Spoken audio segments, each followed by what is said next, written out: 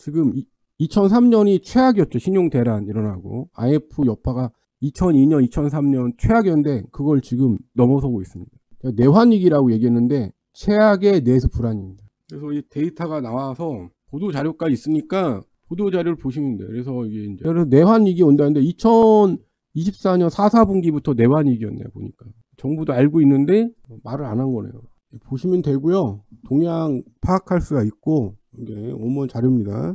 이 내용들 서울부터 다 동향이 나왔습니다. 그래서 이거 동향 지도 보면 지금 어떻게 되는지 아는데 그냥 IMF 이후에 그러니까 팬데믹보다 더합니다. 보시면 IMF 이후에 최악입니다. 내수가. 그래서 보시면 뭐 정보통신, 제주도 마이너스 28.5, 작년 2023년 4분기 숙박음식점 마이너스 17.4%, 도소매 마이너스 6.0, 생산이 감소했어. 그러니까 경제에서 이게 마이너스라는 게 그냥 저기한 겁니다. 제주, 충북, 강원, 충북 이게 이 지금 나오는 통계, 국가 통계 이게 통계청 공식 자료입니다. 거의 내수 전멸 수준이에요. 그러니까 그게 있어요. 캐나다나 이제 미국 분들이 한국에 대해서 오해하시는 게 있습니다. 경제 상황에서 오해하는데 한국은 관료적 직장 문화 제도입니다. 이게 초양극화 문화 제도인데 다시 한번 말씀드려요. 미국이나 캐나다는 경기 변동성 고용 제도잖아요. 한국은 관료적 계급 특성을 갖고 있어요. 그래서 지금 AI 같은 거 새로운 문화 트렌드가 나와서 뭐 지금 거기 지금 프로젝트라든지 프로젝트마다 경기 변동마다 사람을 고용하고 해고하고 이게 자유로운데 한국은 그런 게 상당히 느려요. 트렌드가. 그러니까 내가 내 자리만 보존하면 월급이 나오는 거예요. 뭘로만? 정규직. 그래서 지금 미국이나 이런 데 캐나다에서 마주치는 한인들은 거의 대부분 뭐 교수님의 정규직이에요. 한국의 정규직은 몇 프로냐? 정확하게 연봉 3,500 이상 정규직은 12.5%입니다. 고용시장에서. 여기에 뭐 자영업자 특수브랜드 있으니까 한 20%가 직업의 안정성을 갖고 있는 국가예요. 15에서 20%가 그 관료적 직업 문화 특성을 갖고 있는 기득권층입니다. 한국노총이나 민노총은. 그래서 여기 평균 월급 연봉이 8천만 원이 넘어요. 그래서 제가 말씀드리는 거는 관료적 계급 특성이라는 그 상위 기득권은 정규직만 포함되어 있는 게 아닙니다. 공공서비스의 기관이라든지 공공자원도 여기 포함돼요. 그게 한국 고용시장의 15에서 20% 정도를 차지합니다. 근데 대외적으로 보여주는 관료적 기득권 노동계층군이 해외여행도 가시고 놀기도 하시고 발언권도 되게 센 거예요. 나머지 80% 이상은 발언권이 없어요. 마주칠 일이 없습니다. 그러면 해외는 지금 뭐 AI 사태니 이런 게 지금 아무리 지금 로봇이나 이런 거에 대해서 제가 여기서 아주 혁명이 일어나고 있다 이런 얘기를 하면 한국 사회는 지금 체감을 못합니다. 미국은 지금 난리가 났잖아요. 다 자르고. 그러니까 변화의 속도가 엄청나게 빨라요.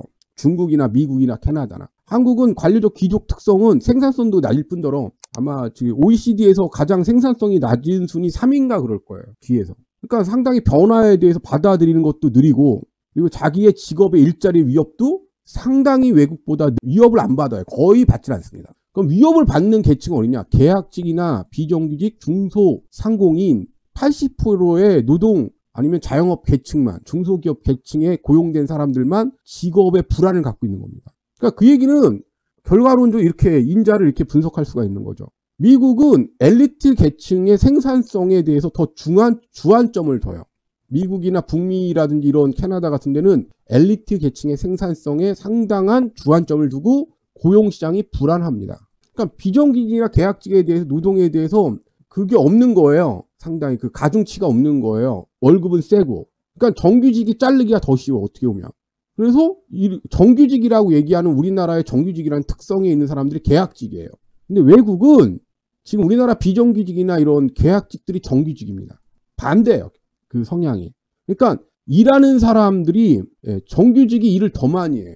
정규직이 책임이 더 강하고 일을 더 많이 해요. 한국은 정규직이 책임도 약하고 일도 더 하고 월급은 자기 생산성의 3.5배를 받아갑니다. 그럼 이게 상당히 착취라는 거죠. 다단계식 착취 구조가 돼 있어서 AI라든지 뭐 이런 거에 대해서 거의 비정규직이라든지 계약직들이 어마어마하게 지금 후폭풍이 있는 거예요. 정규직들은 지금 보이는 정규직들은 자신들이 변화를 받아들이지 않습니다. 그냥 그 자리만 지키고 있는 거예요. 노동 생산성은 자기가 일한 거에 3.5배를 받아갑니다. 그러니까 지금 미국이나 뭐 캐나다나 이런 데서 지금 일어나는 거대한 뭐 변화나 혁명에 대해서 우리는 외국 사람들한테 한국인들은 영향이 없다고 느끼는데 사실은 그렇지 않고 어마어마한 영향이 보이지 않게끔 대규모로 지금 해고당하고 있는 거죠. 그래서 잘못 오해하시는 거예요. 우리는 외부에 노출되지 않고 대부분의 사람이 순명적으로 받아들입니다. 그래서 지금 고독사나 이런 친구들이 20대, 30대들인데 비정규직 일하다가 일감 잘리고 몸이 아파오잖아요. 일을 2배, 3배 위험한 일을 하니까. 거기서 이제는 일감이 잘리고 비정규직으로 생계가 막막해지고 인간관계, 장시간 고용에 의해서 인간관계가 단절된 상태에서 몸이 아파오니까 우울증 이런 걸로 고독사가 지금 창궐하고 있습니다. 한국 20, 30대. 정규직 애들들은 누가 지금 죽음으로 가고 있냐. 그 자산 투자한 거 있잖아요. 빚내서 주식 영끌한 애들 중에 코인한 애들 중에 정규직 사람들이 많아요. 그 사람들이 지금 20, 30대 지금 자살이 되게 높아요. 그래서 80%가 저임금 장시간 노동을 하면서 고용 불안에 시달리는 국가입니다. 미국 같은 나라는 지금 엘리트 계층이 비정규직이에요. 거꾸로. 오히려 단순 계층들이 정규직이에요. 그래서 비정규직 연봉이 더 높아요. 쉽게 말하면 우리는 비정규직 계약직 연봉이 낮잖아요. 미국이나 북미는 비정규직 연봉이 정규직 연봉보다 높은 경우가 상당히 많습니다. 고용시장에. 그러니까 여러분 같으면 능력 있으면은 정규직을 하겠어요? 비정규직이나 계약직을 하겠습니까? 그래서 80%가 극빈층 비슷하게 살아가는 나라입니다. 80% 사실은. 근데 왜 이야기를 못하냐? 자신의 이야기를 하게 되면은 한국 사회에서는 왕따나 괴롭힘, 모멸감, 모욕, 그리고 인간적인 사냥감 이런 식으로 인권이 없어요. 그러니까 한 개인의 집단에 속하지 않은 권력자 계층이 아닌 사람은 사실상 SNS 세상에 먹잇감이나 사냥감을 전락합니다. 거기에 대한 공포상이 많아요. 인간 취급을 못 받는 걸 군대 문화까지 다 겪은 다음부터는 그러니까 35세 이상부터는 절대 앞에 나서는 경우 거의 없습니다. 그러니까 이 교육이라는 게 집단 교육이라는 게 엄청 무서워요. 근데 앞으로 이게 사상 최대 파산 사태가 지금 작년부터 시작됐는데 지금 역전세 대란이고 한꺼번에 모든 게 지금 터지고 있는데 올해까지 300조입니다. 올해까지는 역전세 대란 여파. 집값보다 전세가격이 더 하락하는 폭풍이고 그 다음부터는 분양이 안 돼서 PF 사태가 내년 내후년에 터지는 거예요. 금융권 헬게이트. 그런데 뭐 PBR로 지금 투기하래. 어떤 미친 새끼하고 미친년 놈들이 지금 이 상황에서 PBR 보고 투자하래. 자, 이제 분담금이 나왔는데 원래 강남에 저 정도 대지권이면 집을 한 채 무료로 받거나 아니면 건축만 들어가니까 3억 원 정도면 34평형을 신축 33평을 받았습니다. 재건축으로. 그런데 건설사에서 지금 최소 내라고 하는 게 지금 일단 철거가 됐어요. 철거된 상태에서 저거하고 똑같이 저번에 며칠 전에 갔던 데 있죠. 지금 철거한 상태에서 3억 5천 정도면 된다고 사람들이 추정을 했었는데 지금 갑자기 얼마 내라고 나오고 있어. 얘기가 12억을 내라는 거야. 강남 부자라고 얼마? 건축비 부담이 12억을 내래. 처음에 재건축 통과할 때 3억이면 충분하다고 했어요. 최대 3억 원에 3억 5천. 12억이 지금 최소 분담금. 아니 여기서 말씀드린 거는 최소. 대지권이 커서 대출을 은행에 해주겠답니다. 지금 강남에 그리고 노원도 지금 철거한 상태에서 5억 5천을 내라고 합니다. 5억 5천. 근데 여기도 3억 정도 된다고 그랬는데 여기도 5억 5천을 내라고 합니다. 지금 문제는 이 12억보다 좀 있으면 이게 지금 시작하는데 12억인데 이게 나중에 한 번 더 하잖아요. 그러면 설계 변경 들어갔을 때 나중에 입주하기 전에 공정률 85%일 때 또 요구하겠어요? 안 요구하겠어요? 또 요구할까 안 할까요? 이건 최소 금액입니다. 지금 최소 12억을 내라. 그런데 만약에 거의 다 공정률 85일 때 또 더 달라고 그럴까 안 할까? 지금 음마도 철거 상태인가? 건축이 멈췄습니다. 다 건축이 멈췄어요. 지금 처음에 시작이 12억부터 이 동수가 337동입니다. 그래서 이 신반포 지금 채권이 벌써 나왔어요. 처음에 가구당 분담금이 3, 4억이었는데 시공사가 제시한 가격이 12억 1,800만 원이죠. 최소. 이게 지금 이거에 대해서 지금 막 거의 정신공황 상태로 지금 그 부자라고 했던 사람이 정신공황으로 지금 가고 있습니다. 건축비가 최소 12억 1,800. 이거 부실 때만 해 3억이면 된다고 그랬는데. 그러니까 여기에 이거에 대해서 지금 막 미쳐가지고 막 지금 반감했는데 이미 이제 계약이 끝난 상태니까 알죠? 어떻게 하는지. 시행사와 건설사하고 나눠갖고 어떻게 하는지 알죠? 공사비 근거로. 지금 인허가 한 돈이 장난이 아니잖아요. 그때 저기 진주 아파트 봤지 내가 가서. 거기 공토잖아. 인허가까지 다 맞췄습니다. 그동안에 돈이 엄청나게 이제 건물만 올리면 돼. 건물 올리는 비용이 최소 한 가구당 12억 1,800이. 그리고 이제 시간 가면은 지금까지 들어간 돈 플러스 해갖고 토지가 지금 담보니까 토지 경매 들어가는 거 알죠? 그래서 3, 4억 원이라고 얘기를 하고 다니는데 지금 나오는 게 12억 1,800만 원입니다. 아마 그게 최소가 될 것 같아요. 최소. 공사비 상승이 너무 근데 지금 공사 원자재 값이 폭락하고 있거든요. 해외 시장에서. 그래서 이제 이게 지금 노원구 상계 주동 5억 원, 부산 삼익비치기 5억 원.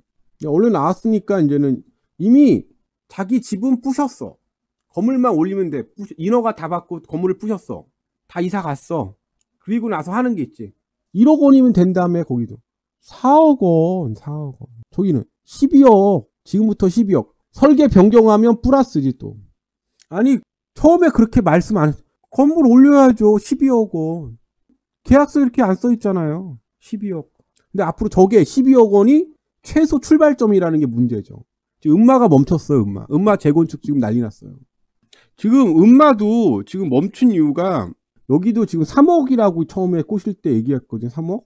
음마도 3억 원 정도 이야기해. 30평이 분담금만 3억만 내면 된다. 3억 5억만 내면 된다. 지금 봤을 때 반포가 저런데 음마 분담금 얼마 할까? 3억 원 받을까? 지금 대만에 3억 원으로 진짜 끝낼까? 사람들이 지금 45층, 50층 되면은 건축 분담금이 줄어들 거라고 이야기를 합니다. 건설비가 2배 증가해요. 그게 건설사 사기라는 거야. 50층으로 설계하면 25층에서 50층으로 설계하면 자기들이 건설 분담금이 분양 때문에 공짜로 받거나 3억 원이면 된다고 생각을 해요.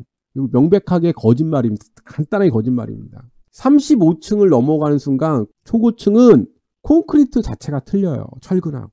건축 면적은 더더욱 줄어듭니다. 초고층 갈수록. 그러니까 25층 이상이나 35층 짓는 건 미친 짓인 겁니다. 건축비 무제한 폭증해요. 그러면 건축비 폭증하면은 누구한테 그거 청구할 수 있죠? 조합원한테 100% 청구할 수 있습니다. 120%, 200%, 300% 청구할 수 있습니다.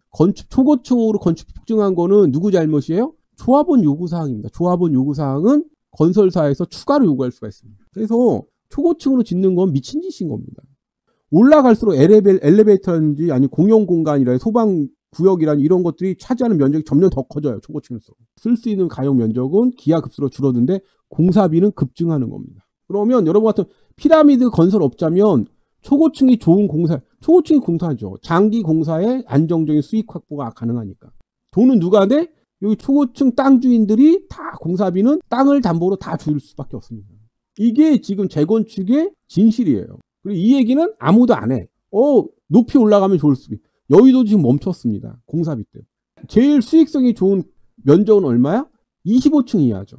여기까지 안 하지. 그 건설회사 하는 여기까지 하면은 이익이 마진폭이 요것만 더 올리면은 마진폭이 곱하기 2.5배, 4배인데 요거 하면은 마진폭이 2배밖에 안 되니까 당연히 초고층을 선호하죠. 그러니까 이지랄 하는 거예요. 거기에 맞춰서 초고층이 마치 거대 건설 이익인 것처럼 떠드는 사람이 있는데 그 사람 이름이 서울시장 오세훈이라는 인간입니다.